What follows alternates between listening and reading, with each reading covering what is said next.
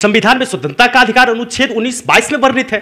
इसमें अनुच्छेद 19(1) जो कि बोलने का स्वतंत्रता प्रदान करता है, किसी भी नागरिक को जिस भाषा का ज्ञान है वो प्रकट कर सकता है, बोल सकता है। तो फिर बिहार के माननीय मुख्यमंत्री श्री नीतीश कुमार जी का एक किसान के प्रति अभद्र व्यवहार क्यों?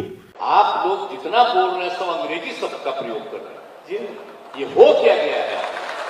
नहीं तो सोचने की बात यह है कि जब हमारी मातृभाषा हिंदी है, जिसका वर्णन संविधान के अनुच्छेद 343(1) में वर्णित है, तो सर्वोच्च न्यायालय की भाषा अंग्रेजी क्यों? और कहीं ना कहीं इसी सोच के वजह से बिहार को पूरे देश में पिछड़ा राज्य के रूप में गिना जाता है।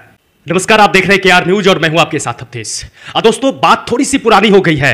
पिछले 2-3 दिन या 4 दिन पहले एक वीडियो वायरल हुआ था जिसमें नीतीश जी, हमारे बिहार के माननीय मुख्यमंत्री श्री नीतीश कुमार जी, जो एक किसान को डांटते हुए, उनका बेइज्जती करते हुए थक नहीं रहे थे।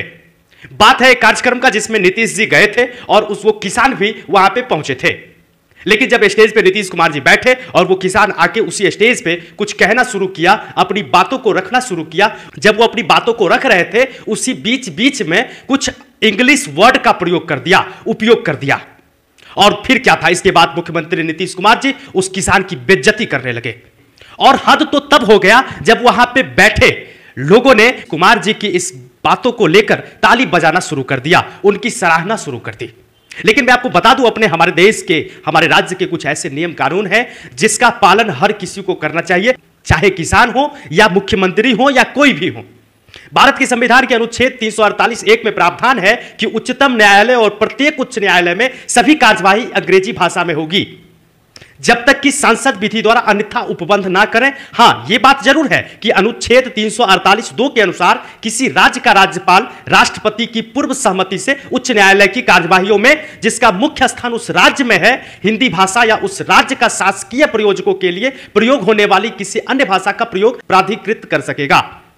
मैं आपको बता दूं, राजभाषा अधिनियम 1963 में इसी बात को दोहराया गया और धारा 7 के तहत उपबंध किया गया है कि किसी राज्य का राज्यपाल राष्ट्रपति की पूर्व सहमति से अंग्रेजी भाषा के अतिरिक्त हिंदी या उस राज्य की राजभाषा का प्रयोग उस राज्य के उच्च न्यायालय के प्रति पारित या दिए गए किसी निर्णय या आदेश के प्रयोजकों के लिए प्राधिकृत कर सकेगा। इस संबंध में संसद द्वारा अभी तक कोई कानून ऐसा नहीं बनाया गया, इसलिए सर्वोच्च न्यायालय की सभी कार्यवाहियां अंग्रेजी भाषा में होती है। सोचने की बात यह है कि जब हमारी मातृभाषा हिंदी है, जिसका वर्णन संविधान के अनुच्छेद 343(1) में वर्णित है, तो सर्वोच्च न्यायालय की भाषा अंग्रेजी क्यों? कुछ राज्यों के उच्चतम न्यायालय जैसे उत्तर प्रदेश, बिहार, राजस्थान व मध्य प्रदेश उच्च न्यायालय में राज्यपाल की अनुशंसा पे हिंदी कार्यवाही की भाषा किया गया। बाकी सभी राज्यों के उच्च न्यायालय की कार्यवाही की भाषा अंग्रेजी ही है। ऐसा क्यों? ऐसा इसलिए भी हो सकता है कि हमारा संविधान सभी जाति, धर्म, भाषा को बढ़ावा देती है और संविधान में स्वतंत्रता का अधिकार अनुच्छेद 19(22) में वर्णित है। इसमें अनुच्छेद 19(1) जो कि बोलने का स्वतंत्रता प्रदान करता है, किसी भी नागरिक को जिस भाषा का ज्ञान है वो प्रकट कर सकता है, बोल सकता है। तो फिर बिहार के माननीय मुख्यमंत्री श्री नीतीश कुमार जी का एक किसान के प्रति अभद्र व्यवहार क्यों? क्या एक किसान को अंग्रेजी जानने व बोलने का अधिकार नहीं है? और कहीं ना कहीं इसी सोच के वजह से बिहार को पूरे देश में पिछड़ा राज्य के रूप में गिना जाता है। किसानों एवं जवानों के सम्मान में देश के दूसरे प्रधानमंत्री लाल बहादुर शास्त्री ने जय जवान जय किसान का नारा दिया, ताकि उनका मनोबल बढ़ सके। संपूर्ण देश इन्हीं दो पे निर्भर है। जरूरी नहीं कि एक मूर्ख व्यक्ति ही किसान हो सकता है, वही खेती करता है, उसे अंग्रेजी बोलने का अधिकार नहीं होता है। ऐसा किसी देश के किसी संविधान में वर्णन नहीं है कि अंग्रेजी बोलने वाला व्यक्ति किसान नहीं हो सकता है। हां, हम अपनी मातृभाषा हिंदी का सम्मान करते हैं, हम अपनी संस्कृति सभ्यता का आदर करते हैं, लेकिन हमें किसी भी भाषा में बोलने की आजादी है, इसके लिए हम पूर्णतः स्वतंत्र हैं।